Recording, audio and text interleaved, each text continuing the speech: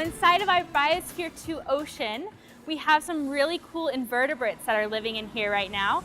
This that I have right here is a black long spine urchin. These guys are known for being voracious herbivores. They love algae, so they eat it at a very rapid rate.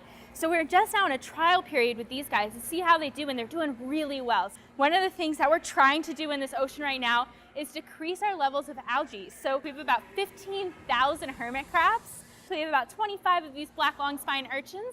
We also have about 20 strawberry crabs, and all those animals help us clean up this algae. They eat it really quickly. So we're doing that right now to try to decrease this algae in preparation for this coral project that we'll be starting. So this black long spine urchin is a really important part of our Biosphere 2 ecosystem out here.